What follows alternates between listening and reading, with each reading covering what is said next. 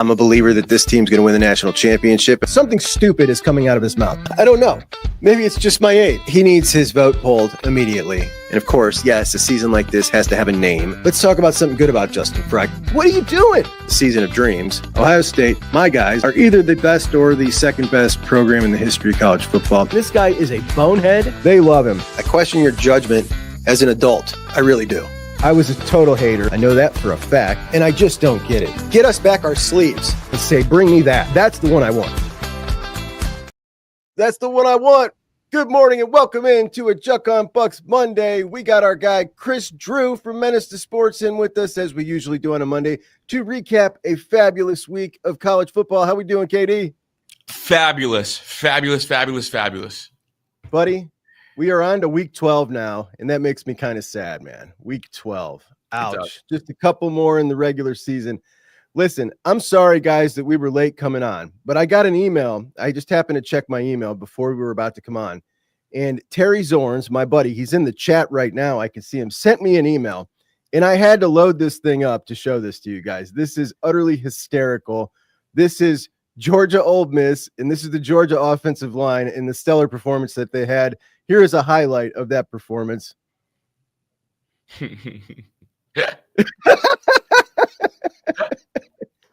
KD, all of them. It's the white running back in there, man. I don't know. This might have been intentional.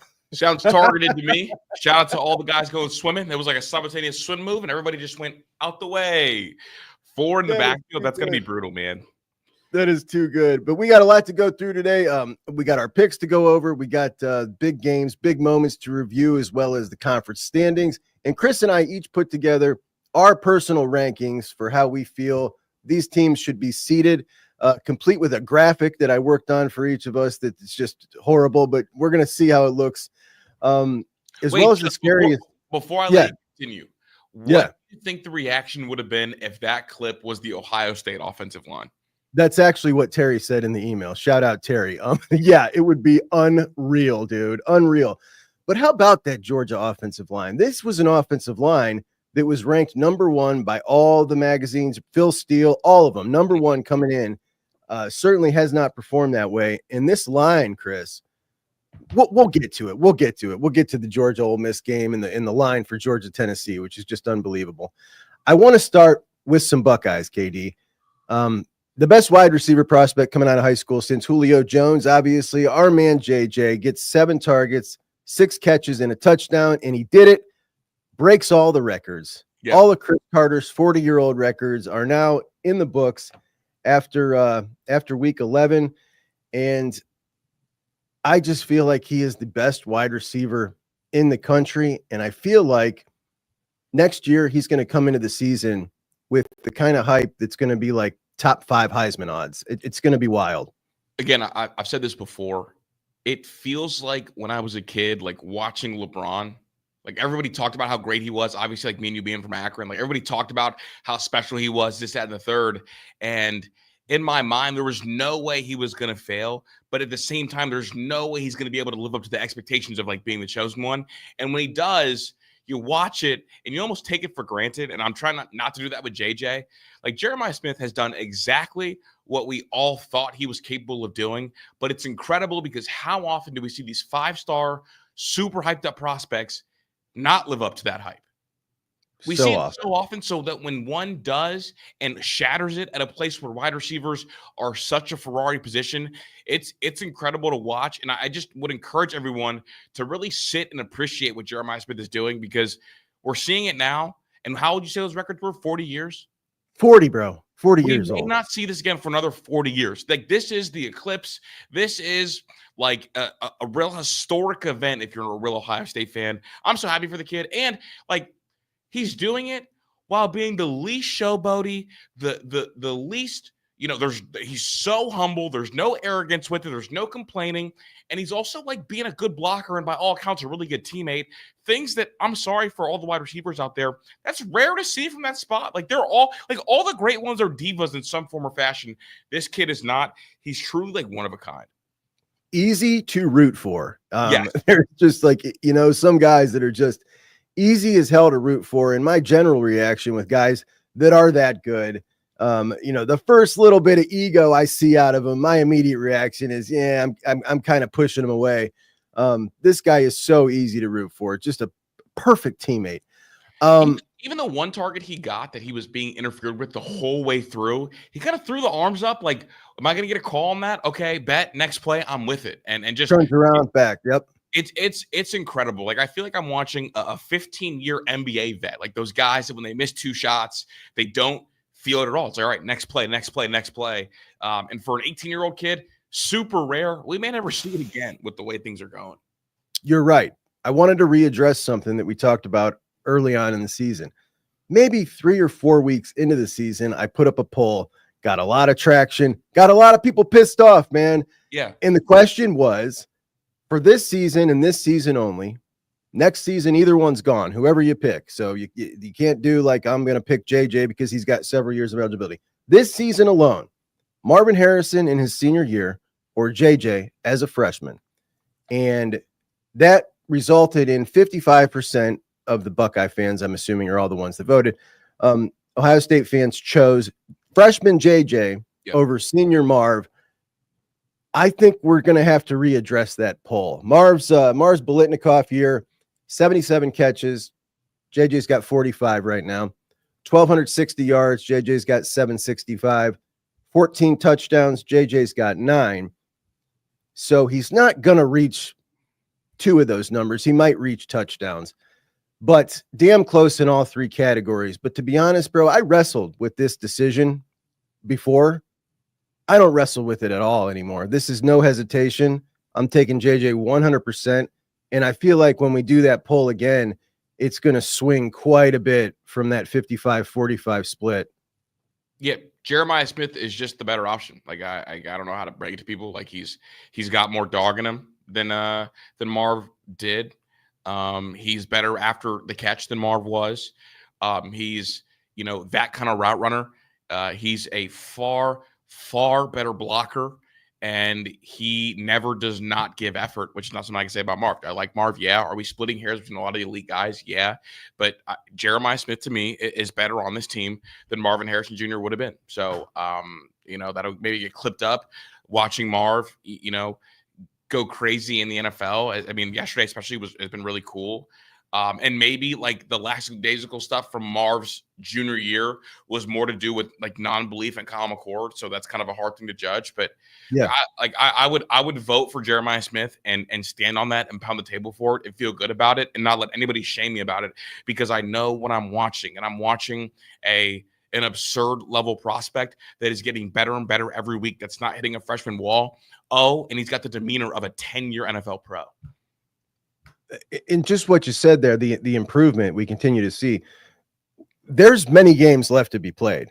And who's to say 5 games from now? And he just said after this game and last week, he's yet to have a game where he is just taken over and he knows he can and he can't wait. And I know he can, and he can. Everybody does. Like he's not getting like the 180 versus Western Kentucky. Like he's not, because our run game is so ridiculous right now. It's a 2-headed monster, and you don't worry about fragility, and you have a quarterback that doesn't really throw the ball downfield at the same clip that Kyle McCord did. And so like this kid is going, it's Kawhi Leonard. He's going into the office, doing his business, getting out. At some point, he's going to have that 10, 12 catch game. And everyone's going to be looking up like, holy smokes. I'm so lost when you drop an NBA reference. Kawhi Leonard played for the Spurs, Juck, for a while there, and was all business. And there was a point in the NBA Finals where he won Finals MVP, and he didn't have more than 30 points in one game. But every single night, it was 25 and go guard LeBron the whole way. And that came after the game. They didn't run any plays for him. He just took whatever was given to him on a second and third option and was able to absolutely dominate. Like that's just like it's to the demeanor. It's like Nick Chubb demeanor. It's like that. Mm-hmm. It's that kind of thing. Like just it's all work. And when I get my moment, I'll get it. It's just a whole lot of work, I guess. Yeah, I think a lot of people are going to be like Terry here, who were Marv at first, and now it's JJ every day. Yeah. And Dave says, didn't Marv leave after his junior year? Yes. The question was, Marv, if you could have had him come back for his senior year. I'm sorry if I didn't word that right, guys. It's just it's a hypothetical. Like, who would you take, like senior year Marv, if he was here, or this freshman version of Jeremiah Smith? Yeah. So I'm going to rerun that poll. We'll see where we stand. Any major takeaways from you about that Ohio State game on Saturday. We're going to go over a couple of details I got here, but anything in general that you come away with? Nothing too crazy. Obviously, like Edric Houston, like seeing him on the inside, he looked a lot bigger than I remember him. I remember looking at him before and thinking, okay, like, yeah, he's putting on some size. It looks like he ate the old Edric. Like he was in there looking a lot bigger. And I thought he looked pretty good at times, like as a freshman. He got the one penalty. I don't mind it that I much. loved it. Yeah, thank you. Loved it. I think this team needs more of that. I'm with you. Like be nasty, strike fear in someone's heart, like talk your shit a little bit, hit somebody a little bit, defend somebody a little bit. So I like that. It was good. It was good to see Aaron Scott out there before he got hurt. Bryce West late in the game, his recovery speed on that play in the flat really impressed me. Like to be able to start, stop, and go. He just looks and moves like Denzel Ward to me, and I was debating if I want to say that out loud or not. Because you don't want to put a lot of expectations on that kid. But I mean, the real takeaways here are Purdue's really bad, and Ohio State dominated a really bad team, as they should have. Purdue's got more dysfunction than I think people realize. But I'm glad this Ohio State team did what they were supposed to do, and we got to have a game this year in the middle of the year. There was no stress. Because the last 3 games, Juck, Nebraska, Penn State, Oregon, there's been some anxiety about I don't like how this feels and this looks. I think as an Ohio State fan growing up on my whole life, I like the blowouts, getting to see the young guys, getting to see like this team look like a really dominant team, and get the young guys out there too as someone who follows recruiting. So, I mean, I would love to hear your more specific takeaways, and I'll unpack. Yeah, well, definitely to your point there, it was a welcome game, I think, at this point in the season after those 3 kind of stressful games. And I just want to say this had all the elements of being a snooze fest at the shoe. Yeah. And the crowd brought it. Noticeably, brought it on TV, and I could feel it coming through. I was really impressed. I was really happy. And you can tell that the game that they just played against Penn State, the momentum that the fan base is feeling, showed up at the shoe, which I absolutely love to see. We'll bring it for a blowout if everybody's excited and jazzed up. I like that. But definitely, I want to start with Will Howard. So I was checking out some things last night. Will Howard, on the game Saturday, 21 for 26, 88.5 adjusted completion percentage, 4 total touchdowns. That brings him to 28 touchdowns accounted for this year. Kyle had 24 last year. 2,200 yards, just 5 picks. Yeah. The completion percentage was something we had talked about coming in, and a lot of people expected that the talented Ohio State would make that go up a bit. His first 3 years, 54, 58, 61. This year, he is at 73% completion percentage. Now, that's not all talent. I think this kid has gotten better when it comes to his accuracy, and I have confidence when he's back there that I didn't think I would have. You, as someone who has been, show me kind of deal with him. That's the approach you've kind of taken. I want to get your opinion on what you think about that. I think he's definitely improving. I think anybody that sits down and looks and thinks, okay, oh, well, Howard is not improving. It's just being dishonest with themselves and wants another quarterback out there. He's really improving. I think Ryan Day and Chip Kelly deserve a ton of credit for looking at what he struggled with at Kansas State and making sure, look, I don't need you to be a jack of all trades. I want you to get hyper elite at what you're already good at. And we're going to build our offense around that because we do have the talent to do that. I think that's something that I noticed. But with that being said, there's still attempting, or at least showing confidence in him that he will get the deep ball figured out at some point. They're giving him shots. Yeah. There were times like last week where he hit a couple and it was oh yeah, those are a couple good ones. And obviously Jeremiah Smith kind of slowed down on the one. He could have had that bomb last week. But no, I feel like Will Howard's getting a lot better. I do have a definite growing confidence in him. And my growing confidence is in him getting really, really good at what he was already good at. And that paired up with the fact that I look around the country, and of the contenders, we might have a top 3 quarterback. And he's in the mix, bro. I'm just saying, I know that everybody wants Cam Ward, awesome, great, can't rehash, can't the hypotheticals. I'm watching Miami, and Cam Ward's good and all, but he was trying to play hero ball and kind of lost in that game against Georgia Tech, which we're going to talk about, I'm sure. So no, I have a growing confidence in Will Howard, especially the way I've seen other quarterbacks entirely fall off. Carson Beck is bad. Quinn Ewers is bad. So I'm seeing these. Well, Quinn Ewers actually just played a great game. I'll concede that a little bit. But no, growing confidence, just like you. And I will say that he has improved a lot, especially from week 1 on. The underthrows continue to drive people nuts. Mm-hmm. That one to Jeremiah was maybe the first one we've seen overthrow, but it was actually a perfect ball. That was JJ, but it's the underthrows. Carnell Tate, so wide open, he came to a damn near standstill, and that ball still landed in the breadbasket before that guy caught up with him. And that's just something that's just, I don't understand it. It is driving me nuts. But to his credit, I'll tell you what's not driving me nuts. Last year, Ohio State's red zone touchdown conversion percentage was 64%. My buddy Woody's, who is a listener on here, went back and watched every snap of Kansas State football last year to track the possessions that Will Howard was in versus the ones Avery Johnson was in. And 84% was that stat for Kansas State last year, which led the country. What percentage of the time in the red zone do you convert a touchdown instead of a field goal or a missed field goal or turnover on downs? 84%. At Ohio State this year, 88.25%. That is 5 points clear of second place, leading the country, and everybody else has jumped up by 1 percentage point. So not just in first place, but astronomically in first place, like way ahead of everybody.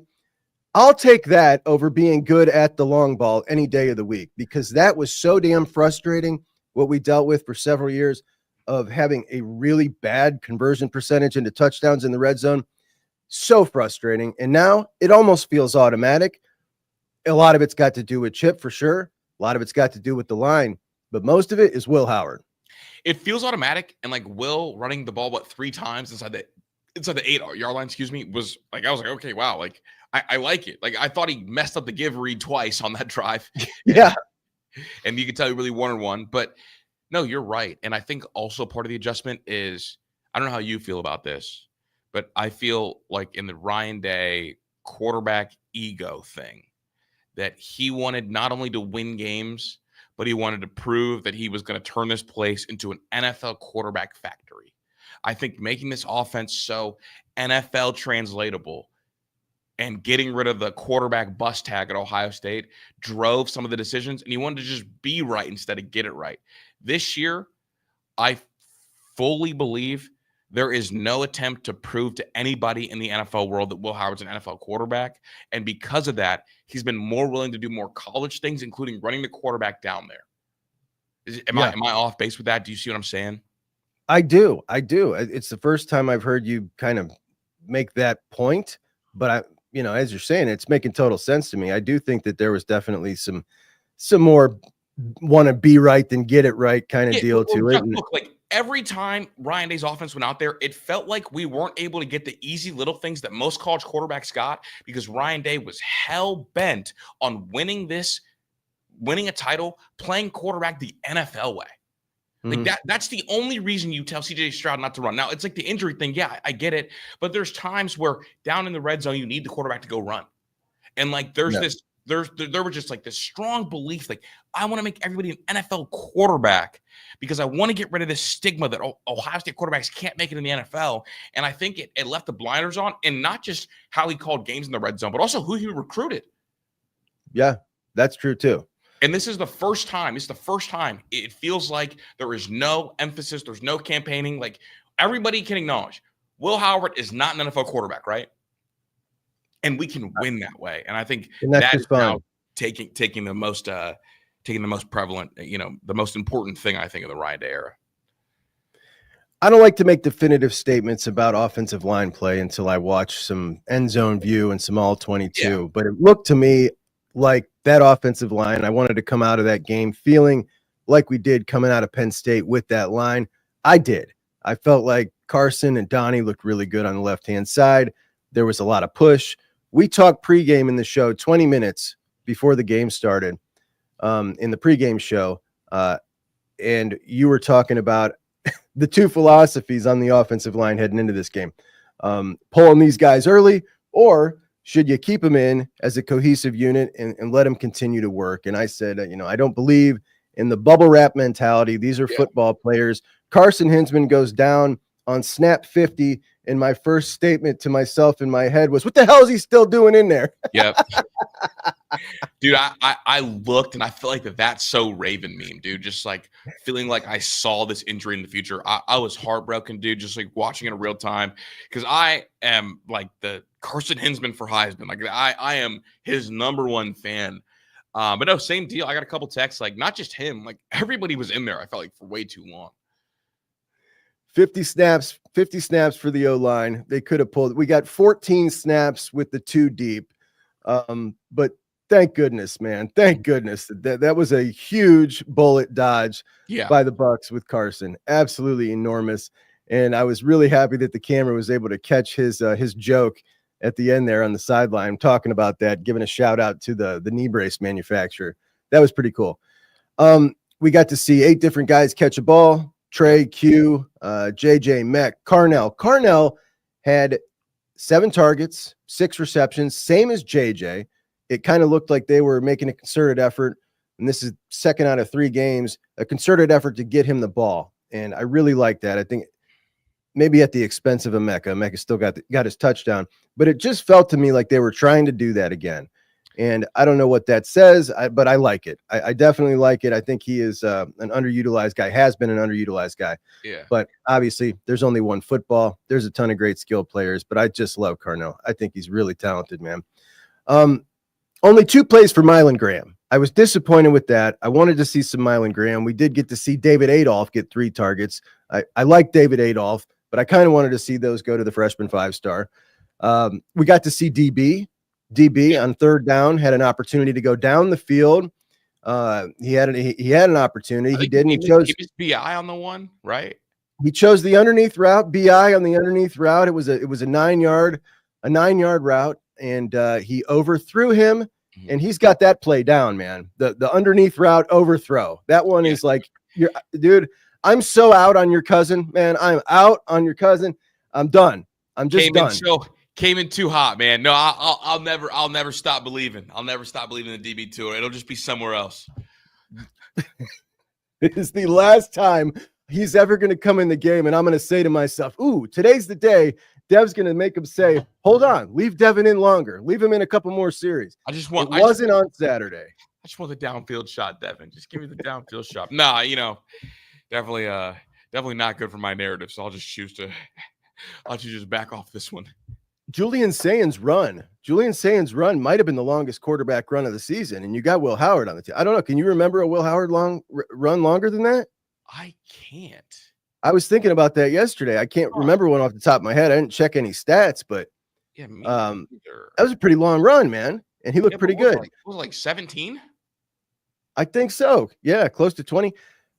Now, when Julian was in there was no separation at all. I'd like to see him with the ones. He was throwing to a spot. The wide receivers weren't there. I got all the excuses in the world when it comes to Julian. That's how it works. But no, Mylan does need to be out there. I want to go back to that point. Mylan needs to be out there more. I get frustrated that they keep playing guys that are clearly not a part of the future plans at Ohio State and meaningful game reps. And also, like, it hinders both quarterbacks. Like, why wouldn't you want DB or Julian throwing to Mylan Graham? Absolutely. Right. For sure. And I know they want to give David Adolph some run. The dude's been awesome. Since when have we been like, give guys some burn for what they've done? Like, if they're not a part of the planned school, like, we've never been that. Yeah, for sure. Like, that's like a real Akron thing to do. It is. Like, I don't like David Adolph. Like, you've done a great job. Like, you're on scholarship. Like, you're here, awesome. You're not a part of the plans. Like, get the young guys ready. Yeah.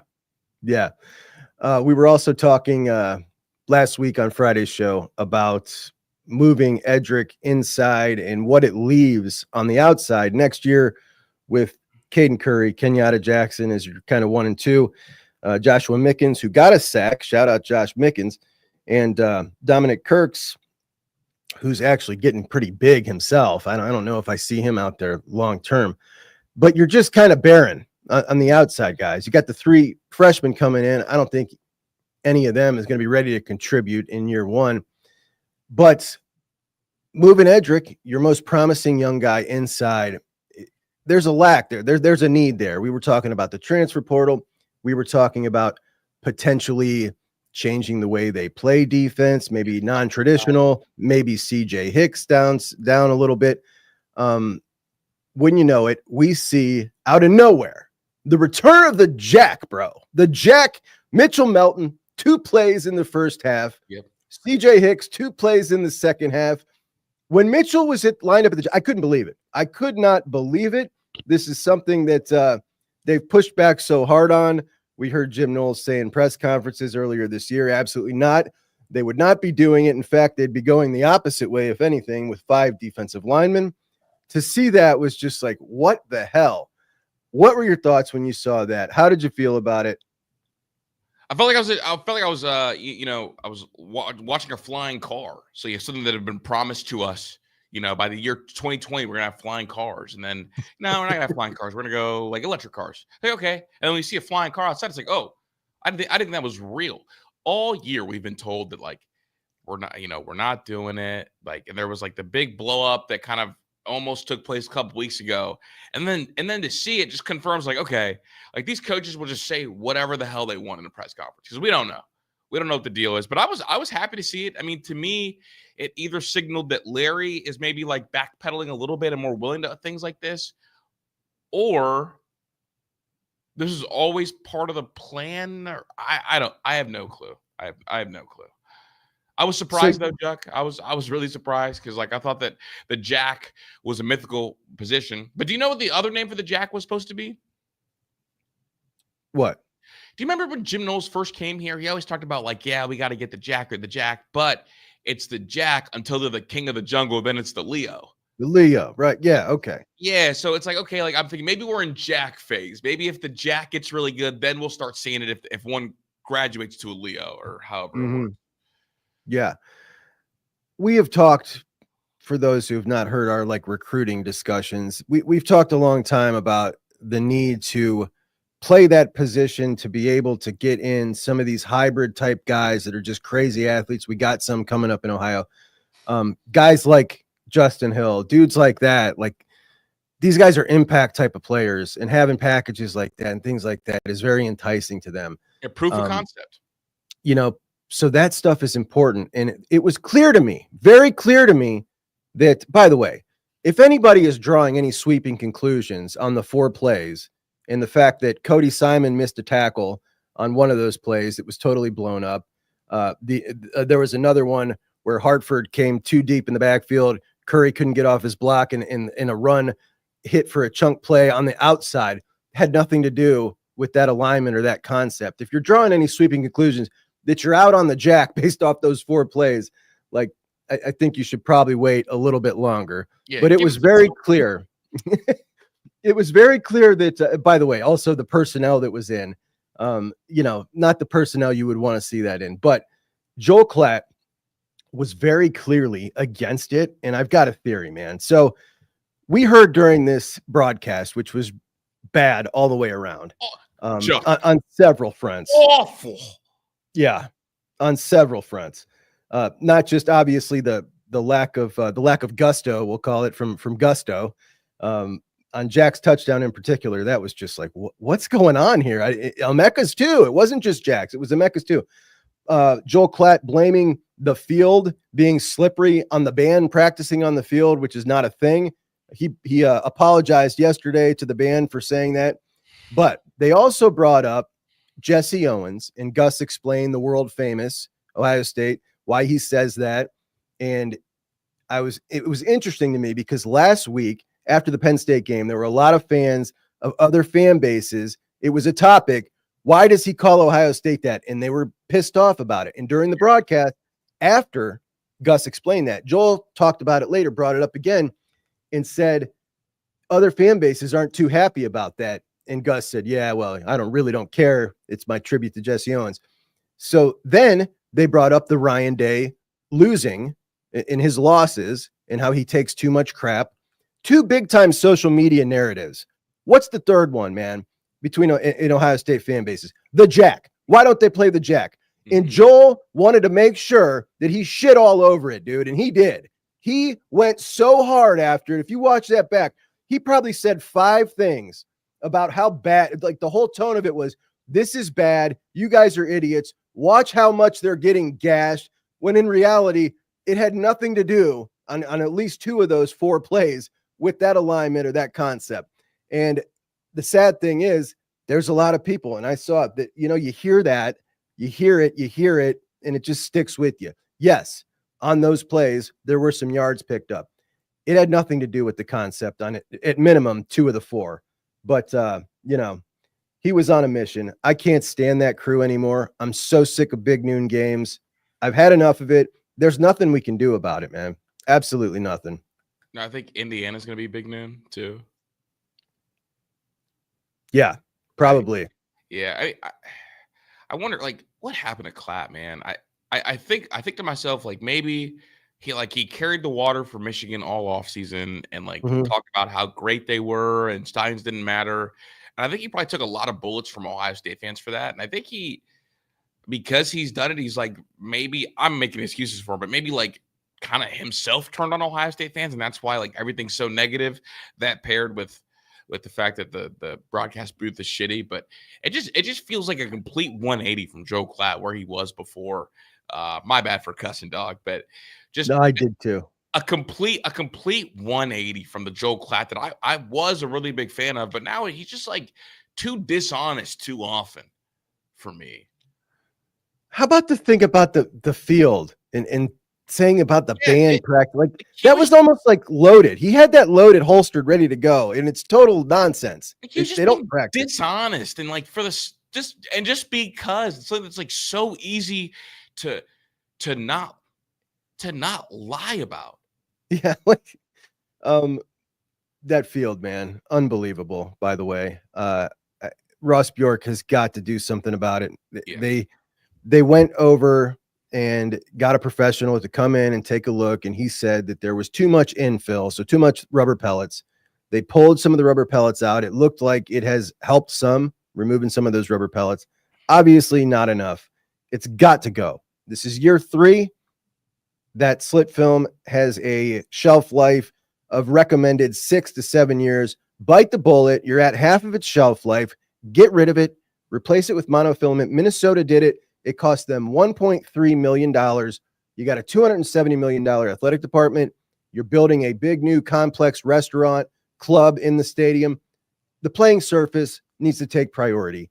Not to mention it looks like crap too. Just get it out of here once and for all. On top of that, I believe that it's the same slit turf that the NFLPA outlawed because of how many. Oh, Kris, I did a full episode on this. It 100% is. The week they put it in was the week after the NFLPA came out and banned it. There are only 2 NFL stadiums that still have this kind of turf because of it. Yeah, it's like, what are we doing? Yeah, it's embarrassing as hell, to be honest. Those balloons that just flew by you? Those were. How did I do that? I don't know how I did the balloons. Sometimes I get a thumbs up. Sometimes I get a balloon. I've seen the thumbs up bubble. That was my first time seeing the balloons. All right. So how did you think that CJ Hicks looked? He played 16 snaps in the game, which is a big uptick. And this is, by the way, a free run. So here is CJ Hicks with a free run right here. Boom. He's got him right in his sights. Here comes CJ. And a second later, CJ's on the ground. And there goes Lamar Jackson. Just put him on the ground. Lamar Jackson did. Like this guy, dude. So obviously he has not been who we thought maybe he would be. He's been, linebacker's not for him. He's never going to be that guy, the guy that we thought he might be. A lot of talk about moving him down. Yeah.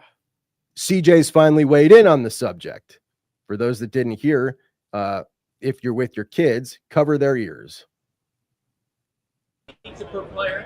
That's a lot of pizza. Ain't nobody else in there? Hey, what does it feel like to get on a blitz? I mean, it's hard. You know? This stuff that they're doing defensively. Need to put me on the fucking edge. Okay. This stuff that they're doing defensively. Need to put me on the fucking edge. They need to put me on the effing edge, is what he said there, and he said it with a little bit of attitude. Yeah. What do you think? I feel like there's no reason not to. It's not like you really need him for depth. You got some studs coming in next year. Why not just get the jump, dude? I mean, like, I know, like, I don't like to acquiesce to to disgruntled players, but I don't see any reason to keep him in the linebacker room myself. He's not good enough for it. I don't think he'll be good. We probably differ on this. I don't think he'll be good down there either. I don't think I think he lacks a certain aggressiveness that you need. When I watch him in the coach's film, even the way he just puts his hands on people, like it all looks different from everybody else. And I don't think that he's got it. So maybe it's worth a shot, right? It might be something. It's never going to be anything, in my opinion, in the linebacker room. So 2 parts. I think he looks like a young player who's athletic, who is playing out of position, who also hasn't played enough to know. He looks like a young player making mistakes, and that's unfortunate because he's a junior. So, like, 2 things here. Like, you wonder if, like, is the coaching working? Clearly not. So, like, adjust your coaching for him. Like, players are different. The second part of it is he plays a game like he does not believe in. Like, he plays a game like he's second-guessing every moment. Like, even when he goes to engage with somebody, he's like, am I supposed to be engaging here, or am I supposed to be doing something else? And I think that could lead to the lack of violence. The third part, he's a good enough athlete, and he's a really great athlete.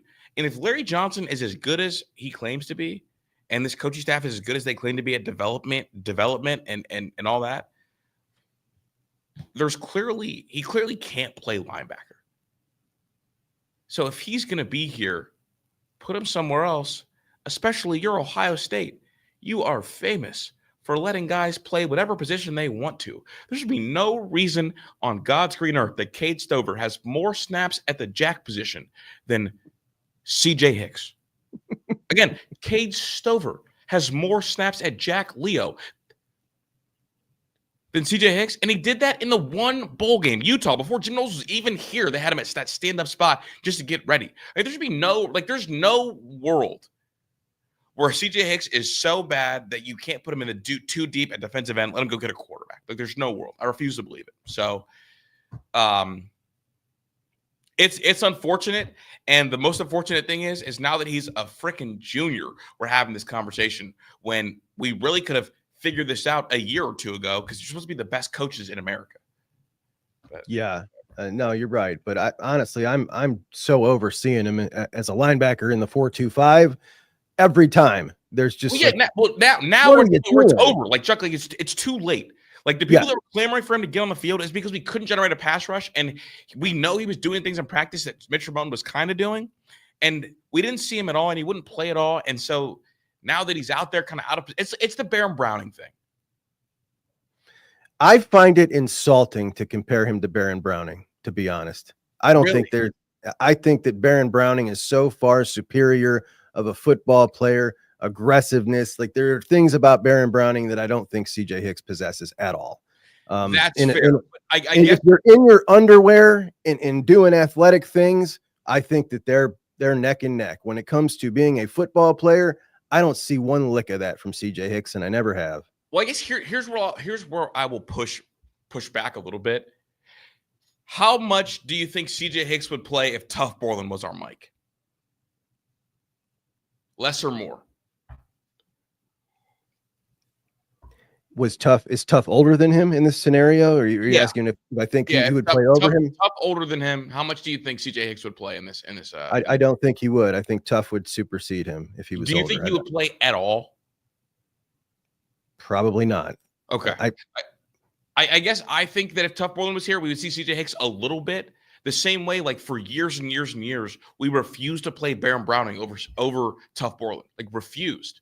And then even that 2020 season, Baron Browning was only like a part-time player. And so I think Baron's a better player, but I guess my point is we wasted Baron Browning because we refused to put him on the line, and we also refused to play him as the full-time Mike over Tough Borland. So it's like we're clearly not going to play CJ Hicks as part of the linebacker plans for the future. So why not get a jump and see what he can do on the edge? Because we already know what he can do at linebacker. I just want to propose something to you. I think that you are so jaded by that situation and watching Baron Browning go on to so much success that you are in your head so nervous that's going to happen again. You are artificially pumping that up into CJ Hicks and what he is and what he isn't. I just don't feel, and there are some specific plays I want to show you. I'm going to start cutting them out when I see them. Okay. Yeah. To show you kind of what I'm seeing and see if you understand what I'm saying when I see it. Yeah, you don't see the physicalness and the aggression. Like, you don't see like the test. He looks like he's playing patty cake, bro. Yeah. Arvell, Sonny, even Sonny. People knock Sonny for this. Arvell, Sonny. Like it's so different. It's just so very different. I'm gonna have to show you, but there are some, and Zach has said it in the film room too. Just like, what are you doing? Hit him. Yeah. And it's just odd. It really is odd. Let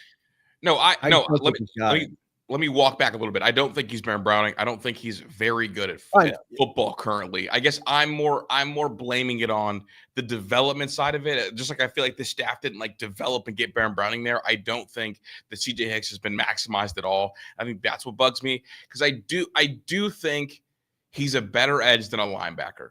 And so because of that, I think playing him at linebacker, all it's doing is taking away snaps from somebody else, whether it's Gabe Powers or whoever. And also, like, if he's a better edge guy and that's a thinner position, why not just, if you're going to have him buried somewhere, where would you rather have him buried at? At edge, where he can potentially give us something. And that's not going to give us anything at backer. Yeah. All right. Baron Browning thing was a bad comp. You're right. No. I mean, it's a fair comp for sure, because you can kind of see the same path. I just don't think that I just don't think that he is that same type of football player. So he doesn't have that level of ferocity for sure. Yeah. Let's get to our picks, KD, in a couple of these big games of the weekend. And we're going to start in Texas, and Florida headed in. Texas was a 21-point favorite. UFAD Scott Strickland came out Thursday, gave head coach Billy Napier the vote of confidence. He's going to give him another year. I don't know why. Defenders of that decision said that it was a good deal because they played hard at Georgia. They played hard against Tennessee. Obviously great news. So they're going in with some mojo. Billy knew that he had another year, so he didn't have to rush DJ Lagway back. And the very first update I saw come up on this game was 35-0. Quinn Ewers had like 3 long touchdown passes to wide open dudes, which is why, you said Quinn had a great game. I don't know how great the game really was, like 333 and 5 touchdowns, but we could have made these passes. Like, these kids were just total busted coverages. They look so incompetent. I don't know why. I should be laughing at Florida, but I am mad. I'm mad for these fans that this AD has done this, because they now have to wait 18 months to get to this point where finally this guy's gone. He's got the same schedule next year. It's going to be it's going to be horrible again. And it's just like all because this guy is rolling the dice that hopefully Billy will make it work and make him not look like a failed athletic director. Because Friday it came out that the basketball coach he hired is under investigation for a bunch of sexual harassment and stalking things. So 0 for 2 for this idiot AD. Just a disaster. Anyway, Kris, you picked Florida in this game, bro. You went with Billy Napier. Dude, I did, dude. I bet on the fool's gold, man. The moral victories. I fell for it, dude. I was like, oh yeah, like they're gonna fight for their coach. Yeah, like, yeah. They got the stamp of approval. There's no way they no. This was like, I mean, what the AD did was basically tell a group of high school seniors, hey, it's I know it's winter break, but no matter what you do for the rest of the school year, you're gonna graduate. And my dumb self thought, okay, like, yeah, they're gonna go to class the rest of the year. No, they're not. Like, they're done. Like, they're mailing it in. That was my bad. I fell for the gold. Me, I'm the idiot. Yeah. They suck. Texas gets another win. And by the way, Texas beating Florida, that's one of their best wins on their resume. That is their best win. That's their best win of the year. Let's go to Bobby Dodd. Undefeated Miami, 4th ranked in the initial rankings. Go into Bobby Dodd to take on Georgia Tech and avenge last year's loss. Miami -11. You took Miami. I took the dog. I took Georgia Tech. Georgia Tech beat them up, bro. 271 rushing yards. I mean, just beat them up. Late in the game, Cam hits Restrepo for a couple of long ones to get back into it. Final possession, ball gets knocked out of his hands. Down goes Miami. And if the AP feels similar to the way our rankings are, these guys are ACC champs or out of this playoff. And they still do control their destiny in the ACC as they have the tiebreaker on Clemson.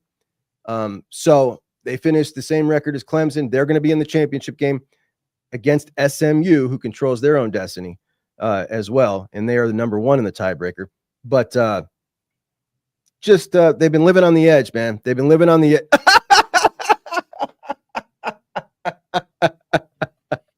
Give it to him, bro. I could not be happier. Of all the picks I was thrilled to get wrong, this was the one I was happiest about. And I'm not going to lie, the U will never be back. It's going to be dead. And I'm going to stop by the gravesite every 3 to 5 years to make sure. Haynes King is 2-0 since I got into space 2 years ago and got called a weird nerd for saying the U will never be back. Haynes King, a group of 20 engineers and teachers and doctors went in there and got crazy on y'all and told you guys, we're just going to run the ball. Our quarterback can't throw the ball more than 5 yards on the field, and they beat them up. The U's dead. It'll never be back. And it's a great day. It's a great day when the U's dead, man. It's a great Beat them up. I've never been better.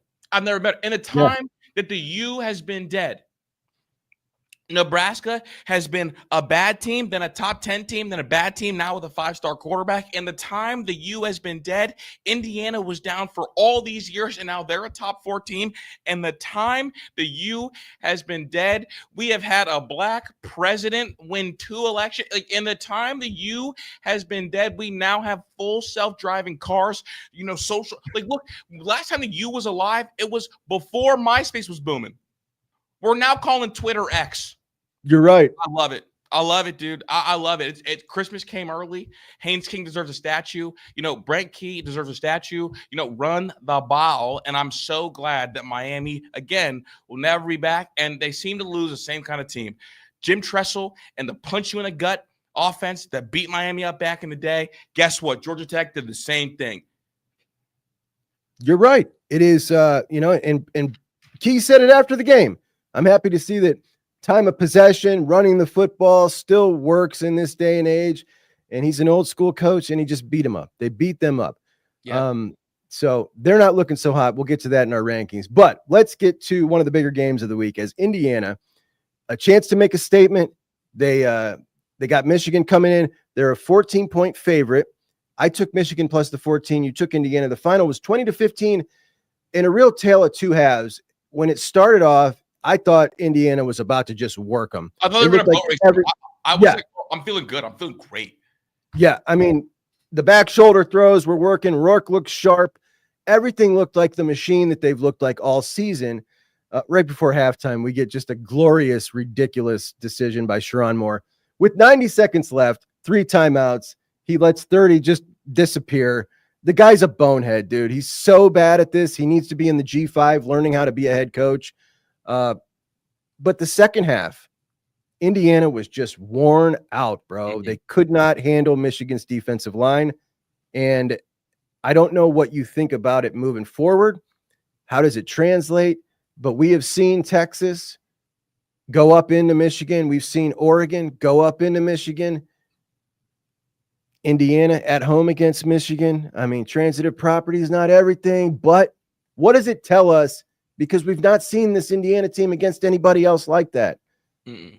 I'm concerned for them when I think about them playing. Like, how good is your best? And I'm concerned about them playing somebody else in the playoffs that has what Michigan has up front.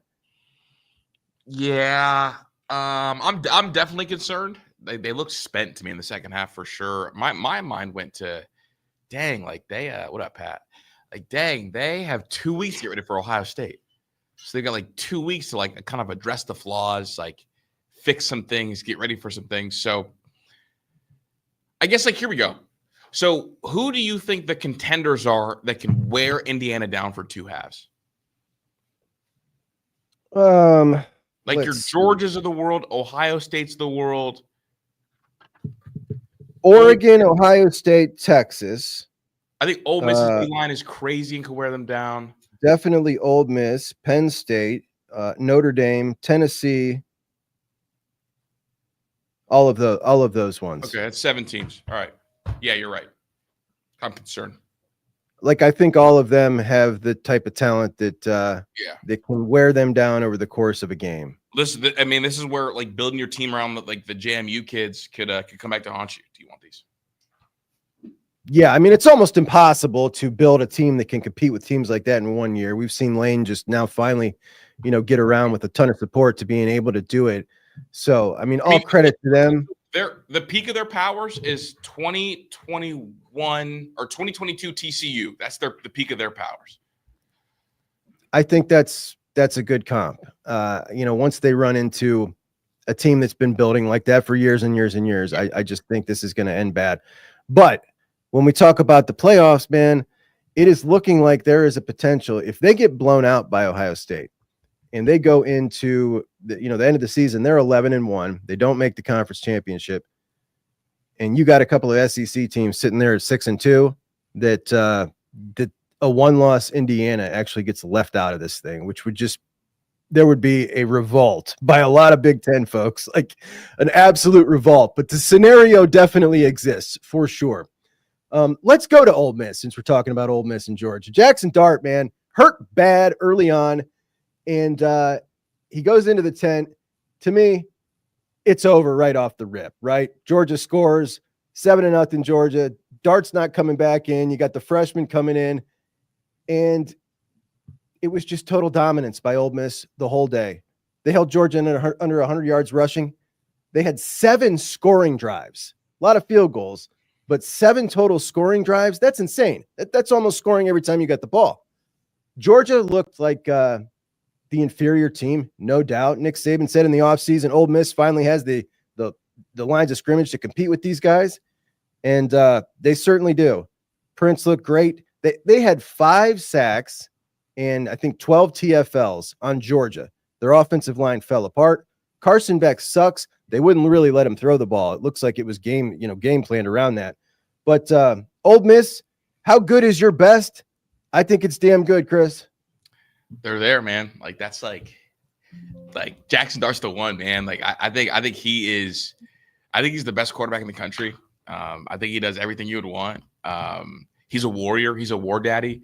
Like it's like reminiscent of like Justin going into the tent. I know he didn't put up the big numbers afterwards, but like being willing to like run the football, not getting rattled, and kind of like acknowledging like, look, we gotta go out this way, and repeatedly, like you said, getting them into scoring position and giving their defense rest. I thought was huge. Carson Beck is broken. Mike Bobo stinks. In Georgia, I hope misses the playoffs in favor of a Boise State. And I couldn't be more thrilled with their demise being absolutely televised. And I bet moneyline Ole Miss. So I felt really good all the way around. Yeah, we both did have Ole Miss on that one. Both won. Talking about home field advantage earlier in the week, I was saying that the LSU nighttime home field advantage, definitely worth a hell of a lot more points than the generic 3 we toss out. It would have needed to be worth about 30 for LSU to compete with Alabama on Saturday. Wow, dude. Jalen Milroe, we talked about it. When Jalen Milroe's on, the best of the best. And I think that Alabama, when he's playing like that, is the scariest team in the country, bar none. Yeah, I think when Jalen's on like that, I don't think anybody can beat them.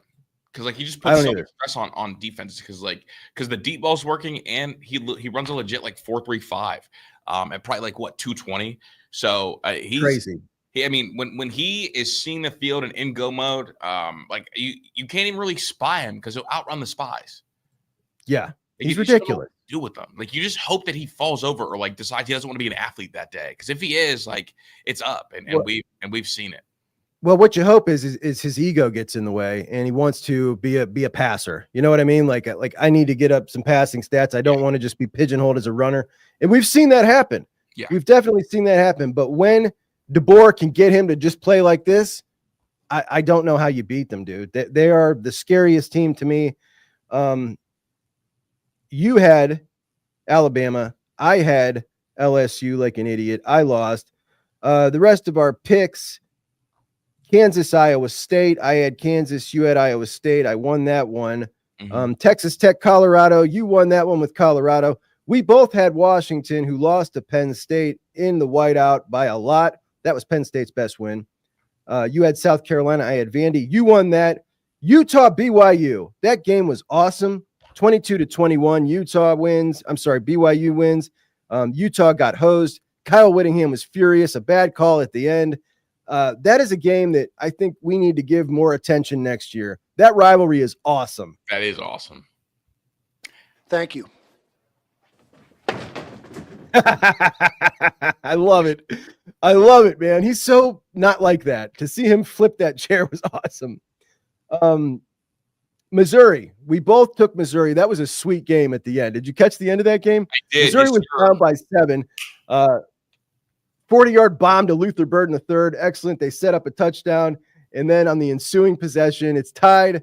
They strip and scoop and score to win the game with 30 seconds left. Now, that is our recap.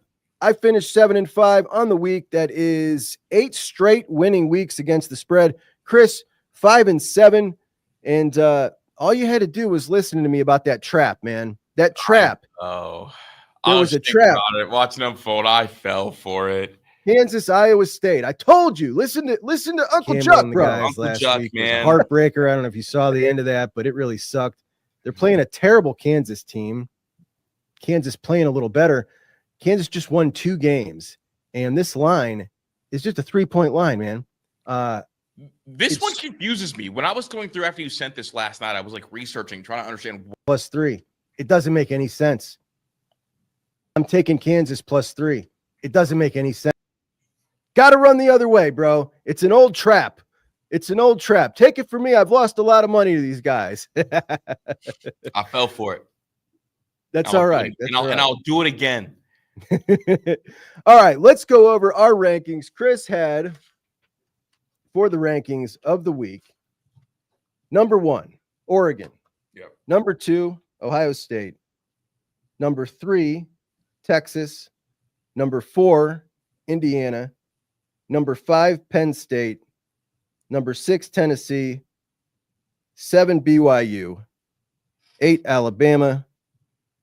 9, Ole Miss. 10, ND. Kris, I want to go over I got a couple questions about this. Yeah. So basically, we both have we have almost the same exact teams, but there's a couple different spots that I want to talk about, just to question our logic really quick here. All right. So there are a few of these positions here that I feel like are almost impossible to parse. And let me see here. When we're looking at these resumes, the toughest call for me was between Texas, number 1. I don't know why we're so high on Texas. Texas is number 3. Texas's resume, their best wins are Michigan and Vanderbilt. And that loss against Georgia was a loss that I feel really exposed them against a team with a really good defense. Mm-hmm. But everybody's so high on Texas, and I don't know if I just feel brainwashed to have them at 3rd. Why Texas ahead of someone like... I feel brainwashed. Do you? Yeah, I feel brainwashed. I don't understand why I'm automatically thinking Texas at 3 when I look at that resume. Because like they caught Michigan early in the year, and at that point, like we still thought that a Michigan win was a decent win, and they blew some teams out and it looked pretty, but like that loss to Georgia looks like it's aging like some milk. Because Georgia's not as good as we thought they were. And so like I almost have a tough time excusing that loss because of how I saw Ole Miss do Texas. So I am brainwashed. That is the helmet logo, me putting them at number 3. Yeah, and I did the same thing. What about Notre Dame? Wait, pause, Juck. Me and you have talked every week about how we don't think Texas is that good. I know. We both put them at 3. Yeah, and we didn't talk about our rankings. Like Juck texted me like, "Hey, what are your rankings?" And we didn't talk about it. We just both did it. And you and I have been the 2 people like in this college football space really out on Texas, but I couldn't pull myself to put somebody else there. I don't know what the heck is wrong with me. I just didn't feel like anybody deserved it but they don't really either is the thing. I have questions about Indiana. I have questions about Penn State. Penn State, their best wins are Illinois and Washington. They lost to Ohio State. Why are they ahead of Notre Dame? Like, I know Notre Dame has a bad loss, but Notre Dame's beaten Texas A&M, Louisville, and Navy when they were ranked, whether you want to count that or not. That's way better than Penn State's win record. And I care more about who you beat rather than who you lost to. And let's talk about that loss. They lost to NIU, obviously. That's an inexcusable loss. But does it really? So when you lose to a team that is not nearly as good as you, whether that team is Wake Forest or NIU, doesn't it tell us the same thing? You didn't take them seriously. You didn't come to play. You screwed up. You deserve to take an embarrassing L. Emotional letdown. So do we put too much weight in the fact that, they lost to a MAC team?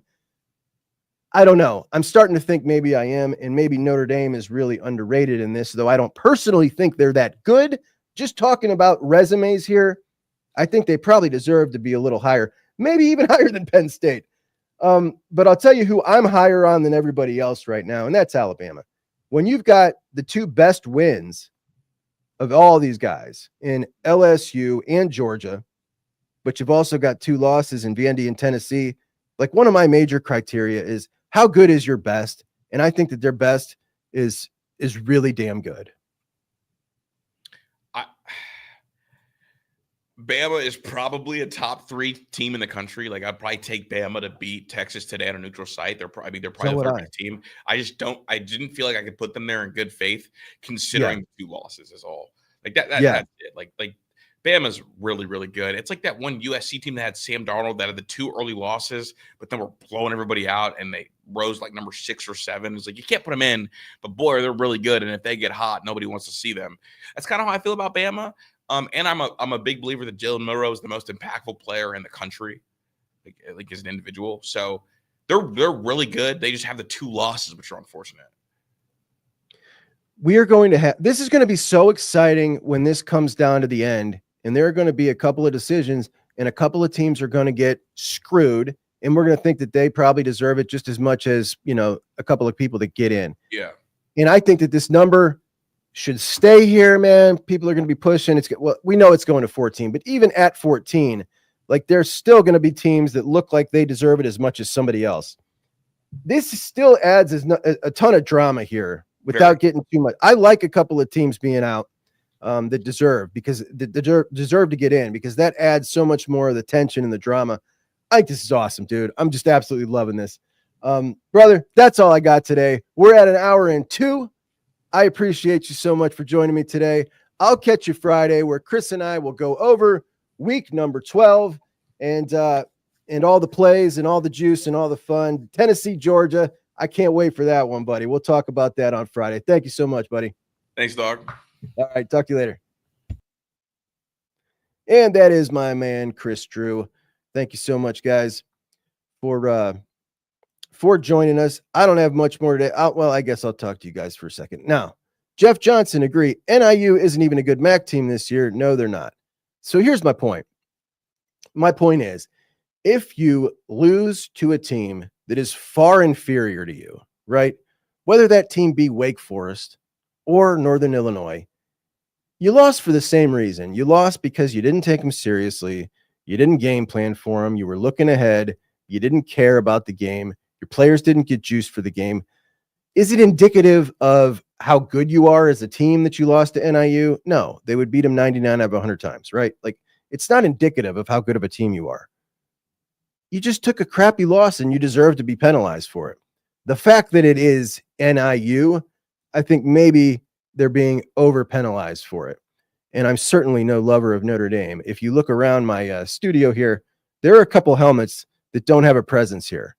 It's not because I'm fans of these teams, but there are a couple teams that I really hate that are not allowed to have a presence here. And you'll notice there is no Golden Dome. Braden Elkins, call me crazy, but I think USC beats ND. I don't think you're crazy. I mean, if we look at, let's see here, some of these stupid power ratings, which I cannot stand, but if we look at them,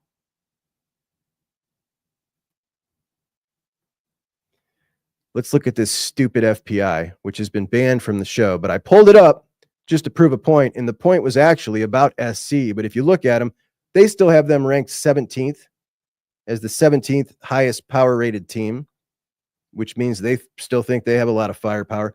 By the way, how funny is it? It just dropped today that Tom Loy of 24/7 has projected Juju, formerly the number 1 quarterback in the class of 26, reclassified to the class of 2025, committed to USC. He has him projected to flip to Colorado.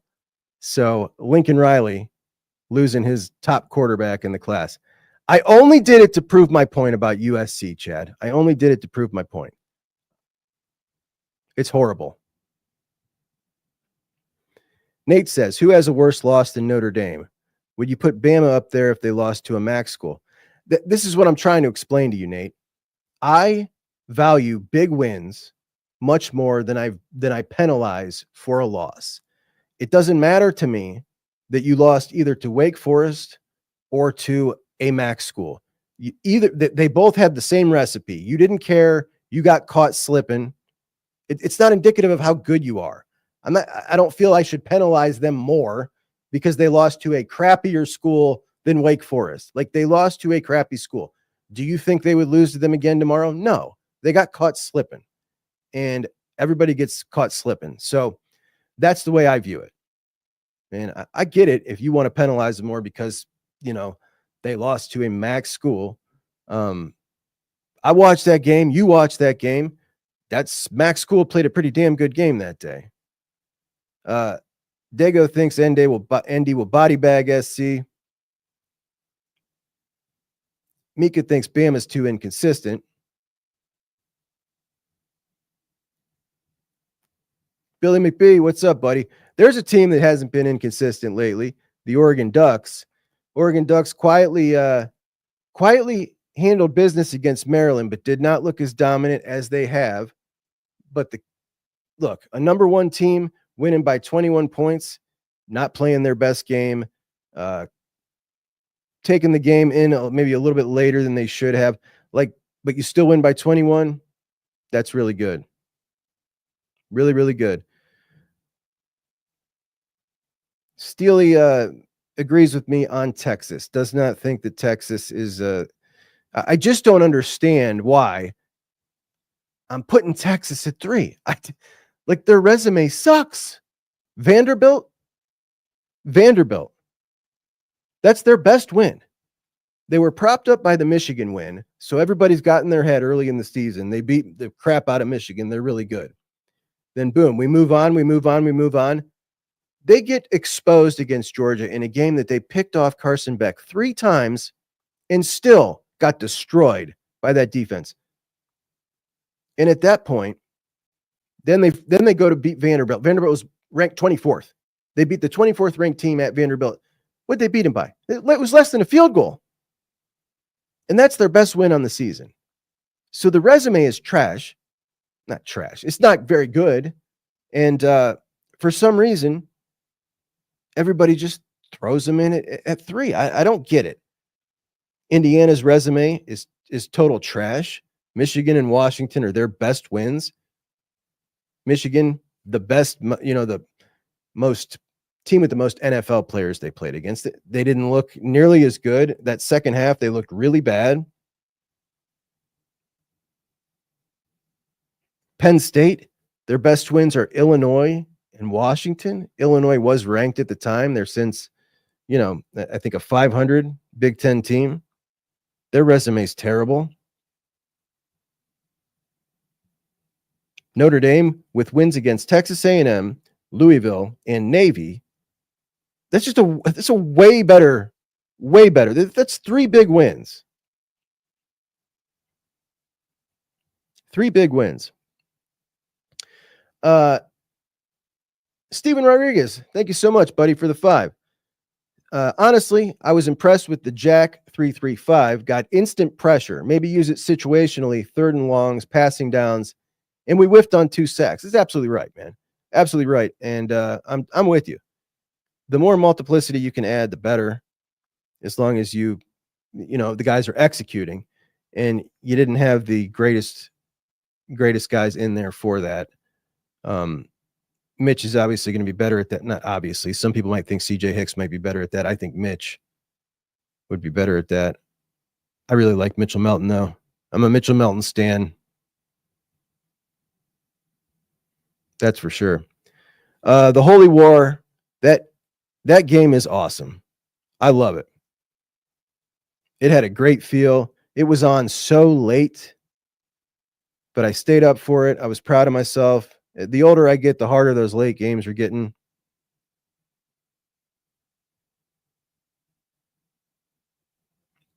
Hey, happy Veterans Day to all my veteran buddies out there. I appreciate you guys so much, man.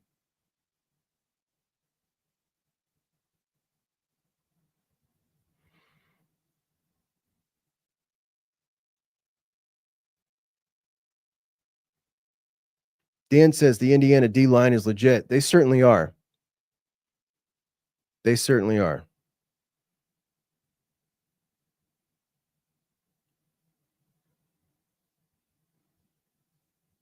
The band is something else, says our man Dago. Let's have a look at that band.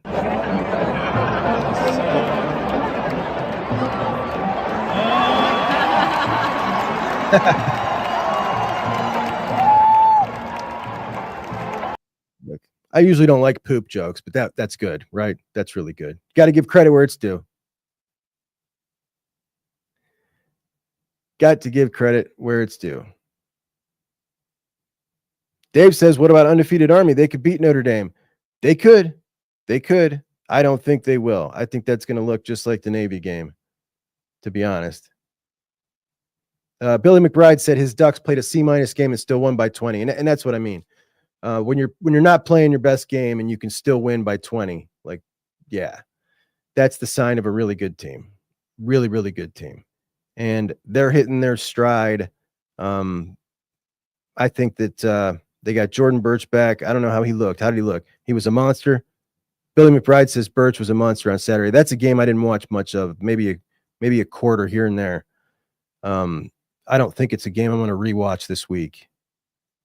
I know what happened.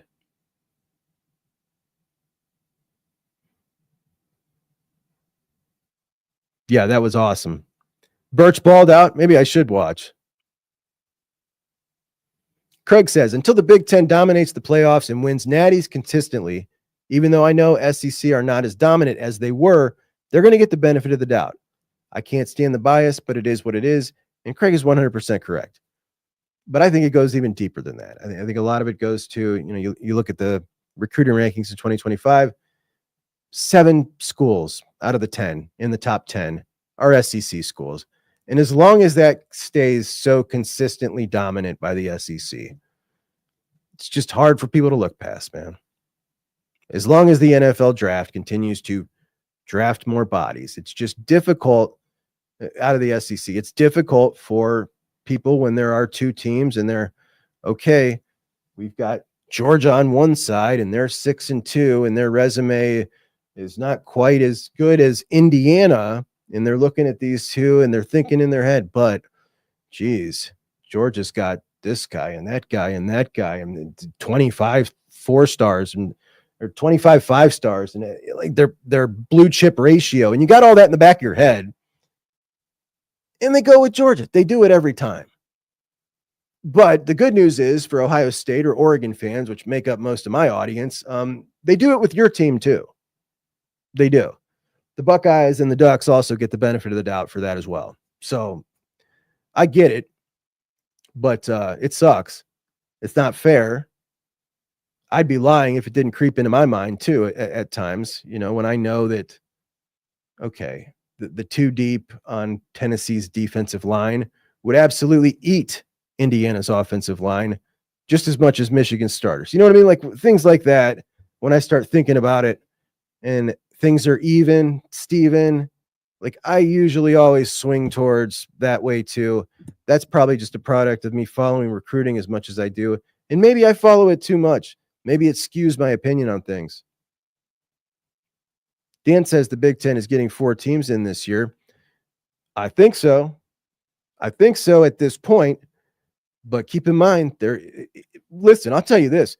If Indiana gets blown out by Ohio State, if Indiana loses by 3 touchdowns to Ohio State, they are at serious, serious risk of not getting in. And a 6-2 or a 2-loss SEC team is going to be matched up again. They're going to be looking at that 2-loss SEC team. And let's just say it's someone like Alabama with wins against LSU, a blowout win against LSU, who was ranked 15 at the time, in Baton Rouge, and Georgia, and 2 losses to the state of Tennessee, Vanderbilt and Tennessee, and they're going to be looking at that, and they're going to be thinking about Jalen Milroe, and they're going to be thinking about the second half of Indiana against Michigan and how that offense just looked terrible against a team with NFL players. And that's going to be a hell of a decision for them. And there's a chance that they're going to say, what if we see the same thing from Indiana against Ohio State? They just have 1 win, but when they went up against Ohio State and Michigan, they couldn't handle the defensive line. Like the offense just totally stalled out. What if we see that again? They'll only have 1 loss. They won't have a single good win. They're not getting in over a 2-loss Alabama. I don't for sure. I'm almost positive of that. What about a 2-loss Georgia? If Georgia goes and beats Tennessee this week, they will have beaten Texas, Clemson, and Tennessee. Indiana with 1 loss, a poor loss at Ohio State, is not getting in over that 2-loss Georgia with wins against Texas, Tennessee, and Clemson. There's no chance. So, like, I know it sucks and it's not fair, but you can only play the teams you schedule. But that's why these teams need to stop scheduling 7 years in advance. And if you're a team like Indiana, you got to take some swings in your out-of-conference scheduling. You have to take some swings. You can't be playing the cream puff garbage out-of-conference schedule that they play. You know what they played this year? I'm not going to pull it up because I'm on the air. Indiana's out-of-conference schedule this year was total trash. Embarrassing trash. Absolutely embarrassing.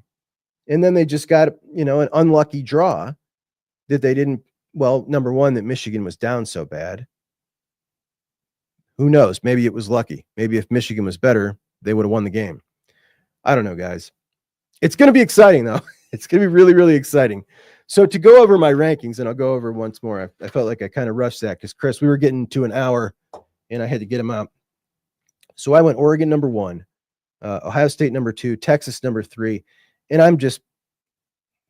I'm perplexed. So I got this grouping of Texas number 3, Indiana number 4, BYU number 5. And that pairing right there, I'm really confused as to who really belongs where.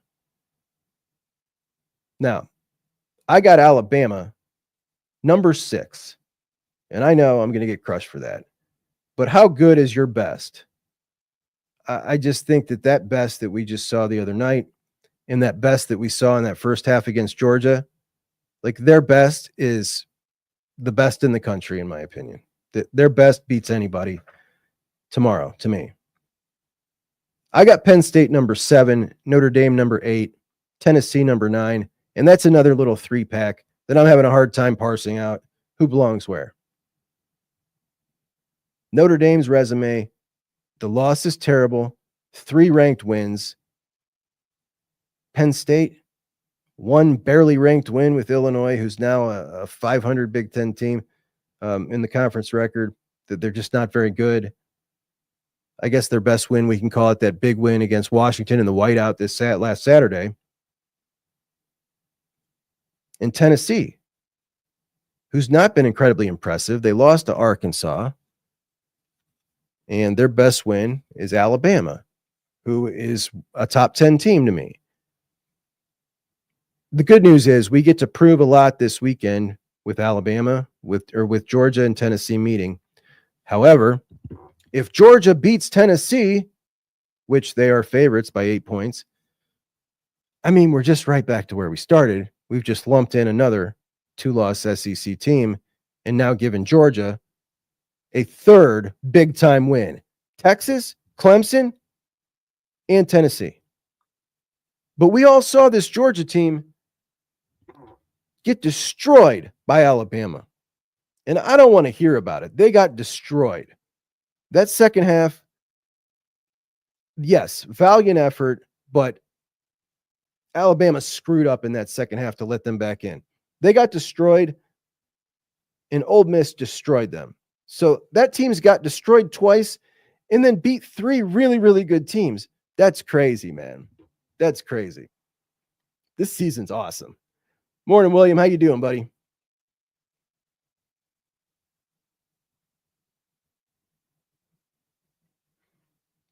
Oh, gosh. Michael says Ohio State versus Notre Dame right now would be great. Get out of here, Michael.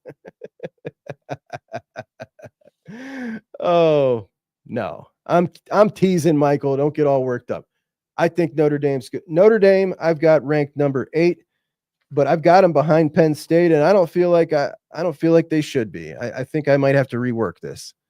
I think I'm overvaluing Penn State, to be honest. I really do.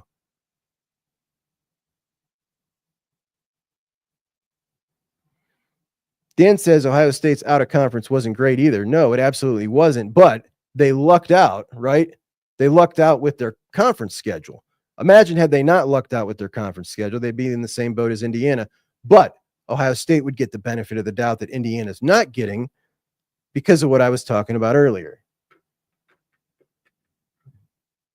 The rankings, bro, the recruiting rankings. When you recruit like Ohio State, when you recruit like Alabama and Georgia, when you're in that top 5 every year, everybody knows it who watches football, and they know you got stacked, loaded talent. So you get the benefit of the doubt of that, plus being a blue blood. You know, Ohio State gets just as much of the benefits of the doubt as any of these other guys. It's teams like Indiana, teams like Penn State, even teams like Notre Dame that don't get the benefit of the doubt. Ohio State gets the benefit of the doubt over all those teams.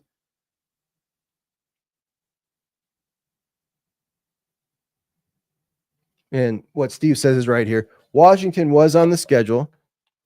Washington joined the Big Ten, so they took that off the out-of-conference schedule. They didn't need to do that. Washington and Ohio State agreed to do that. That wasn't necessary. You didn't have to do that. They should have left it on. And even when they took it off, they should have replaced that by another Power 4 opponent. That pissed me off that they didn't. And yes, you make these schedules out years in advance. You could have made it happen. It takes a couple of bucks. You could have made it happen. I don't know why sometimes I feel like Ohio State is playing with the MAC budget and some of the decisions Gene Smith made, like getting that garbage turf,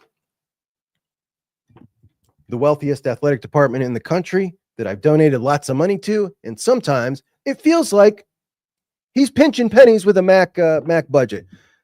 I have a lot of confidence in Ross Bjork. This is a guy who wants to be loved now. Ross Bjork wants to be loved, and he is doing things that the fans really want. So I like to see that.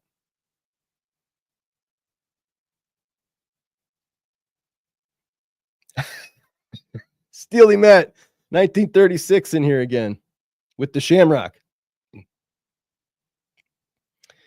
I am leaving would take Notre Dame and Ole Miss over Penn State.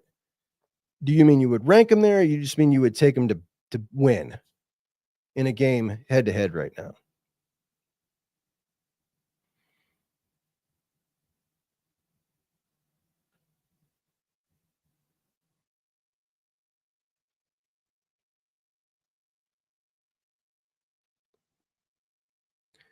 Scooch says, Georgia gave up their skill guys for the bigger guys.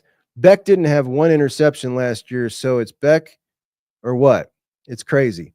Beck is terrible. Mika says Beck ain't it. The funniest thing is, remember when we came into the season, right? And I was railing on and on and on. Ohio State should be the favorite to win the national championship. And the only reason they're not is because Carson Beck, an experienced quarterback who put up 4,000 yards last year, and Ohio State doesn't have that guy. They've got Will Howard. Dude, Georgia fans would take Will Howard over Carson Beck right now. No doubt about it. They would make the trade tomorrow. But this whole Georgia team, different.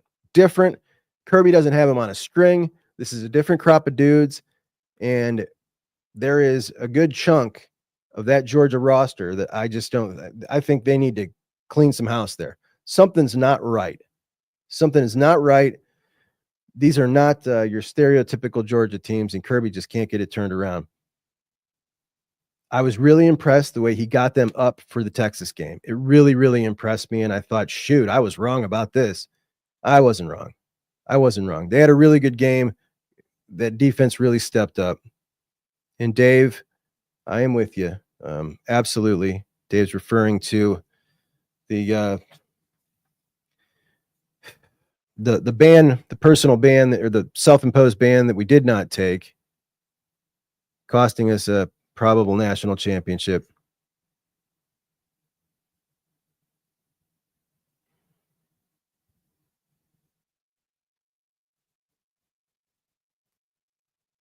Dago says, I just had some random dude tell me that the schedules weren't made years in advance because the Pac-12 just joined.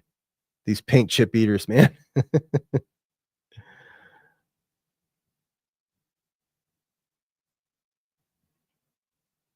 What is the opinion on Drew Aller?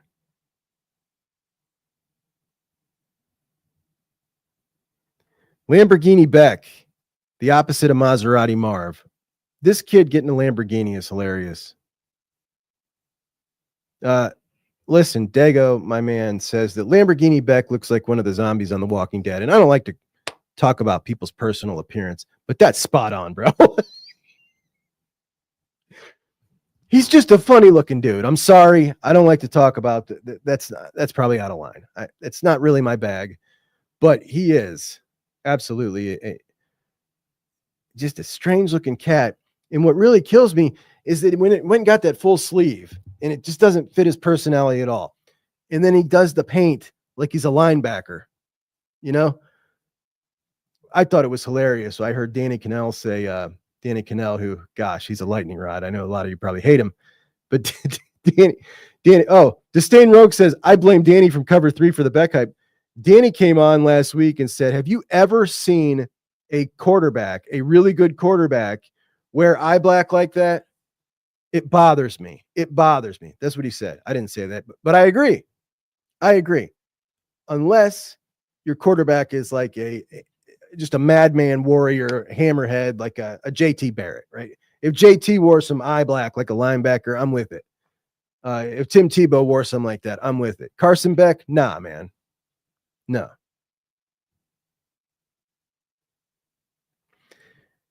Scooch says Beck probably still has a hot girl, so that's okay. You can go look at her. She's one of those Cavender twins. She plays basketball for Miami. She's a twin. Looks cute in the uniform, but you know, she made a video without all the digital editing and makeup and all that jazz, and yeah, not so much. And that video was her just whining. What's up, D? Was just whining about everybody making fun of Carson Beck. And like, you know, listen, your boyfriend is a quarterback of the Georgia Bulldogs, which is, he drives a Lamborghini. Okay. He drives a Lamborghini and he's the quarterback for Georgia. You got to expect what's coming if you play like crap, especially if you throw 3 interceptions apiece against the biggest rival, against Florida, Alabama, and Texas. Your 3 biggest games of the year. Like, you know what's coming. And if you don't, like, you're stupid. I'm sorry. Dave says, Aller has below average wide receivers. It is unconscionable that Penn State allowed this to happen. You go into a season like this with Drew Aller coming into his own, right? You think you got it going on. How do you not go out and get a couple of receivers? Receivers are a dime a dozen, man. They really are. You can go get some decent receivers anywhere. It's just trash. It is so unacceptable. I would be losing my mind if I was a Penn State fan. It is so unacceptable. Who do they bring in? They bring in Julian Fleming, a blocking tight end, or a blocking wide receiver. It's just unbelievable. It's unbelievable. What else is unbelievable to me? Colorado controlling its own destiny. All right, here's my mea culpa. I was wrong. I didn't see it coming. I'm stunned. I take back half the things I said. Half of it I maintain I'm right. But half of it, I was wrong. Kudos, man. Kudos. They control their own destiny in the Big 12. And to be honest, if they played BYU tomorrow, I'd pick Colorado, which means I think they're going to make it to the playoffs and have a bye week. Is that insane? Deion said that stuff at the beginning of the year. I made so much fun of him for saying that. I made so much fun of Joel Klatt for entertaining it. Here we are. Egg on my face. I got no problem admitting I was wrong, but I'm stunned. I really am. I did not think we'd be here.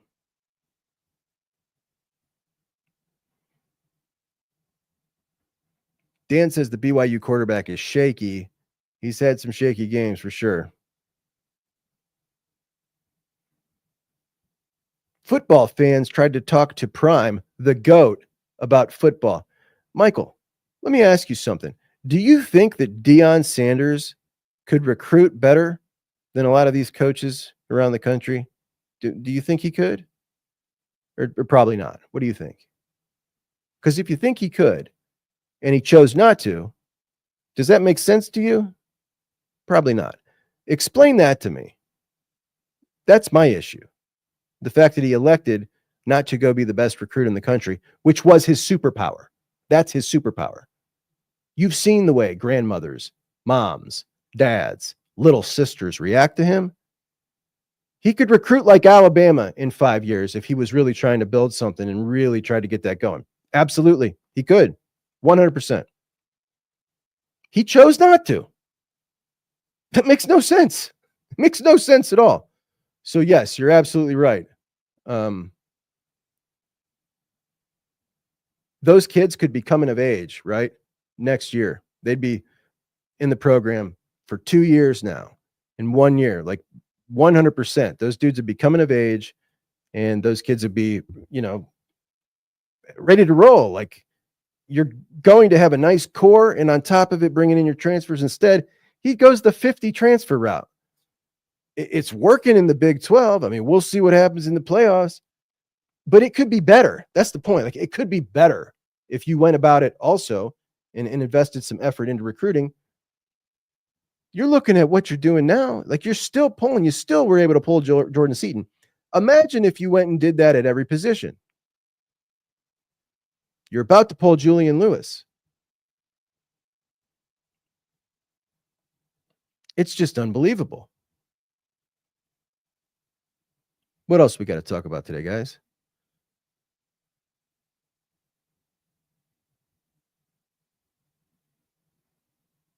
No, he doesn't care about recruiting, but he ought to.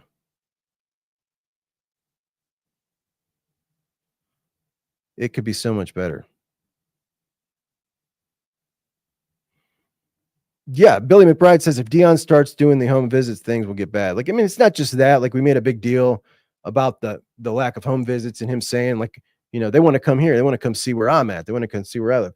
Like, we made a big deal about that. There's so much more to recruiting than that, and he just doesn't want to do it. It's a pain. He doesn't want to do it. But if he does embrace recruiting, it is going to be bad. I totally am with you, because it's not just that kids and moms and parents and dads and grandmas want to send their kid to play for him, want to be close to him, right? Coaches, coaches want to be part of that too. There's a lot of them, especially as things start getting better and better.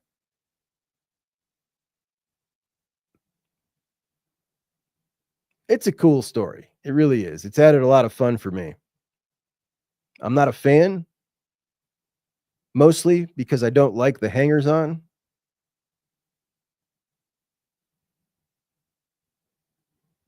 Yeah, this says it all. He got the number one player in the country to go to Jackson State, right? That's crazy. He got Jordan Seaton last year to go to Colorado. Like, he could do this all at every position, and he chose not to. It makes no sense. Dan says Prime at FSU would be awesome. It would be. Like, I don't know, man. I don't know if you are going to be able to get a board of directors, like the people that sign off on this kind of stuff, to hire Deion because you are giving away like total control of the football program. And you have to take all the negative stuff with the good. And, you know, he's got a lot of defenders. There is a lot of negative stuff. The calling out they're not answering the CBS local affiliates questions because someone at the CBS website wrote an article that was totally legit about Shiloh's lawsuit. Like, there's been a lot of, I'd have to go back and pull up all my shorts because I probably did one about each one. Just a lot of ridiculous stuff. And you've got to deal with all that. There's no like, hey, Dion, can you stop doing this, please? And just focus on the football. There's none of that. That's not happening. You got to take it all. And not only that, you got to take all the fake fans, which to me is the most irritating thing about the entire thing. The fake fans coming into our sport collectively, me, you, everybody watching this, and telling us, telling us about our sport, about football. That to me bothers me more than anything. Fake fans. Or just Dion fans coming in now acting like they're college football fans. Sean Ramsey's got something to say, and I'm guessing Michael's not going to agree. Notre Dame should join the Big Ten or never be in the top 4 of the playoff rankings and be irrelevant. They will never be in the top 4 of the playoff rankings. They have ceded that they will not be allowed to do that. So they can't get in the top 4. They can only get 5. That's the highest seed they're allowed to get in this system. And they agreed to that because they're not playing a conference championship. So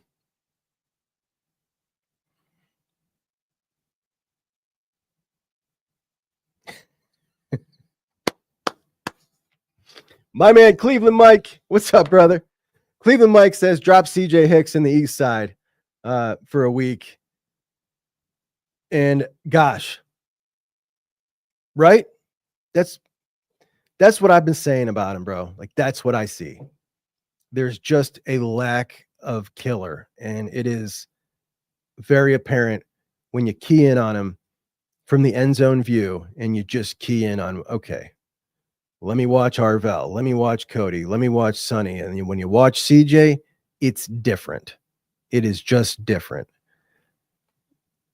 Some of it you can blame on hesitation, for sure. And some of it you're just like, nah, man, this dude's playing patty cake. Like, I don't want this. Hate to say it. I've always liked him a lot. Sean says Notre Dame is scared to join a conference. What do you think about that, Mike?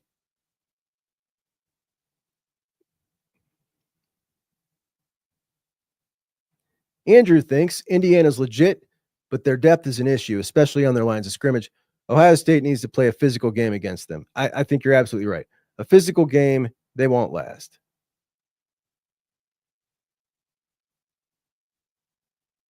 Oh, that's a good one too, guys. Kermani McLean. You got Kermani there as well. Yo, Brandingo, where you been, buddy? What's up? What's up, Juck?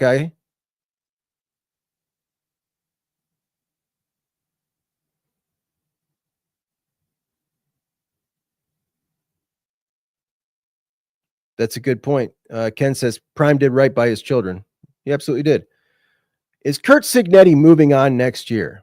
What a great question. Obviously, you got to think Indiana's coming hardcore to give him an extension. Like, they're seeing, they've never known at Indiana. Like, they're a basketball school, right? They love their hoops. I love Indiana basketball. All the kids in Indiana play basketball. All the dirt courts that we've seen grow. I don't know. Maybe if you guys are younger than me, you haven't. But, you know, Larry Legend from French Lick and Eric Montross. And this is like, I love Indiana basketball. It's cool. They love basketball. They never knew what would it be like if we had a legit football team. By the way, I like their stadium a lot. What would it be like if we were good at football? Would they come? Would they support it? Would they get into football? Would the Indiana recruits come to Indiana? They got some good recruits every now and again, and we reap the benefits of some of that. Ian Moore, Caden Curry, like we get some Indiana dudes. We've kind of owned it. But what would the public in Indiana think? Would they support it? The answer is a resounding hell yes. Not only are they packing the games, they're all over the shows.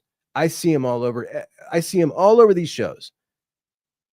So now if I'm an Indiana administrator, I'm looking at this saying, oh, this can actually work. This translates into big dollars. Now it's worth it to pay Curt Cignetti big dollars. So they're going to come at him hard. Curt Cignetti needs to ask himself, after he gets his ass kicked by Ohio State, and after basically that's it. After that game, he needs to ask himself, am I ever going to be able to do this at Indiana where I can field a roster that can beat those guys? The closer he is with Ohio State on the field, I think it sways a lot of that decision.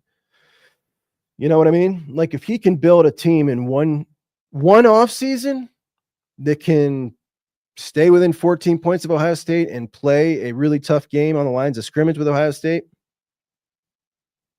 what's the point of leaving? You're in the Big Ten. What's the point of leaving? Maybe he wants to have a more high-profile job, but if he thinks he can compete with Ohio State and bring in the pieces to compete with Ohio State, it's all set out for him in a soon-to-be 14-team playoff where he can be what he wants to be, which I think his main priority is he wants to be recognized as the best. Like he wants to win championships. That's what I think this dude's about. He also may want to be a big-time coach at a big-time institution, a big-time program. I don't know for sure. But I definitely think he's got a drive to be the best. It seems pretty apparent in his personality. So, that said, is he moving on next year? I'm saying hell no. No.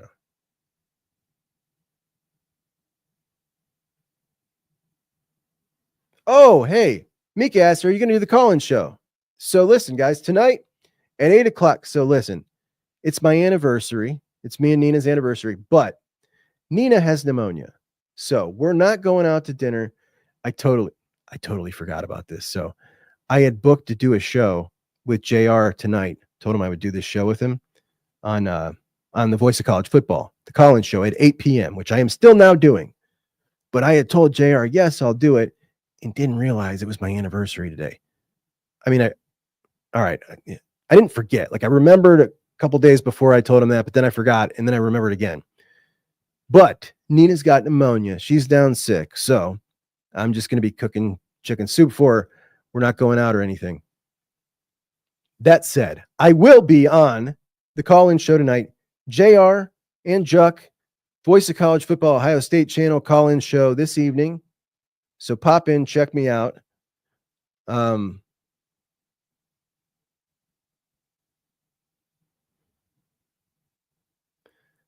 Put that on a shirt. What do we put on a shirt? My man Waxman says, Juck, cool AF, put that on a t-shirt.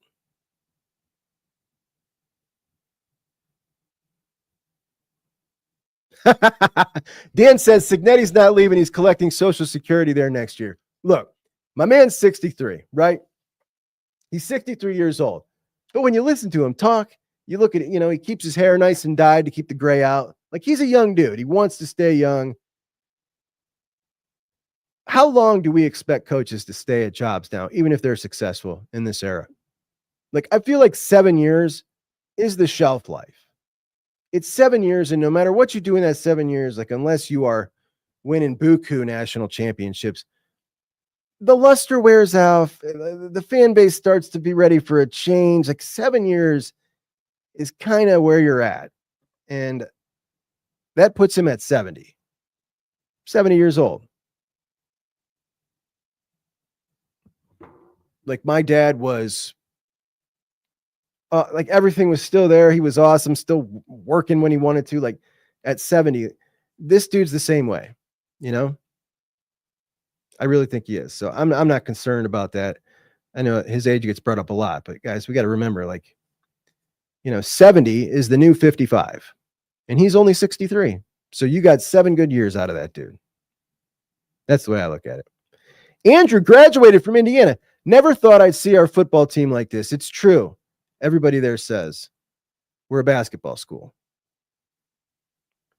back when Indiana had Penix, they were good. Well, not like this, but they had some games where they played good. They had that one Penn State miracle game.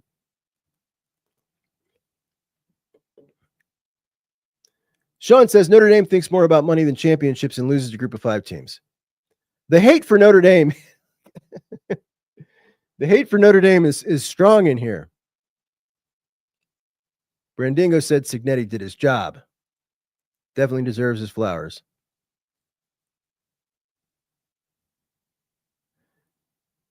Eric Biddle says, Juck, the only reason you like Indiana basketball is they were led to greatness by an Ohio State guy. That is the truth. Big Bobby Knight fan here at Juckeye Studios, for sure.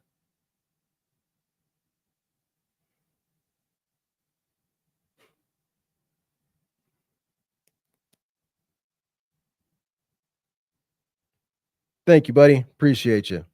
Thanks, guys. Yes, big anniversary day. My poor little lady has been down for like 3.5 days now. Anyway, guys, my voice starting to hurt a little bit. I don't know how these announcers do it for a full 3.5 hour game. Of course, I guess they're not trying to talk all the way straight through. But happy Veterans Day to all those of you who served. I appreciate you so much, man. You guys are the best. You allow us to do so much, including sit around on a Monday morning and talk about nonsense. And I appreciate you all so very much. And thank you to your families as well for sacrificing for all of us. So appreciate you. Happy Veterans Day. And I am going to head out of here, guys. I appreciate you all so much for watching the show. Please do like and subscribe.